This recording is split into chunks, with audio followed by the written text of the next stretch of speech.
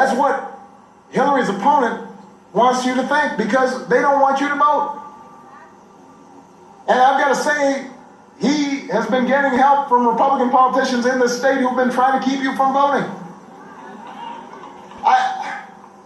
We're the only advanced democracy on earth that purposely tries to make it harder for people to vote. But even within sometimes unfortunate traditions in America, what's been going on lately here in this state's been really troubling.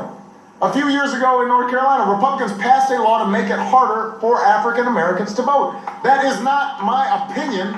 Earlier this year, a federal judge said that based on the evidence, those who voted for these laws targeted black voters with, and I'm quoting, surgical precision. It was one of the worst voter suppression laws in the country. Here in North Carolina. Not back in the 1960s, now. Already, right now, Donald Trump's calling on his supporters to monitor certain areas. Where are those certain areas he's talking about? There are groups that are not even making secret plans. They're just on public saying, we're going to try and suppress the African American vote on Election Day, or the youth vote on Election Day. If you think that is accidental, then I want you to think about a woman named Grace Bell Hardison. Grace Bell lived in Belhaven, North Carolina her entire life. All 100 years of her life. Just a few weeks ago, Republicans challenged her voter registration status and tried to remove her from the voter rolls. And she heard about it and she said, I can't vote. 100 years old. Now Grace got her voter registration reinstated. And you better believe she's going to vote.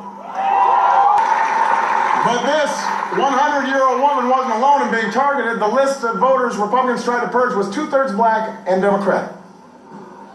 That didn't happen by accident. It's happening in counties across this state. Now, there was a time when systematically denying black folks the right to vote was considered normal as well. And so, young people, I want you to listen up. Now, parents, I want you to talk about this. It was not that long ago that folks had to guess the number of jelly beans in a jar, or bubbles on a bar of soap, or recite the Constitution in Chinese in order to vote. It wasn't that long ago when folks were beaten trying to register voters in Mississippi.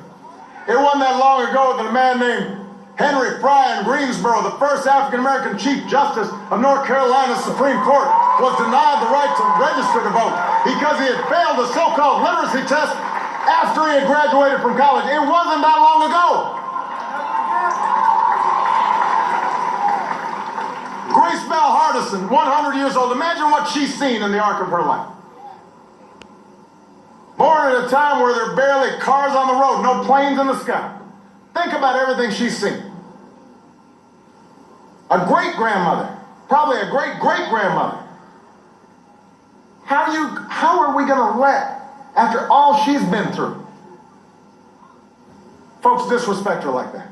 But if you don't vote, then you've done the work of those who would suppress your vote without them having to lift a finger.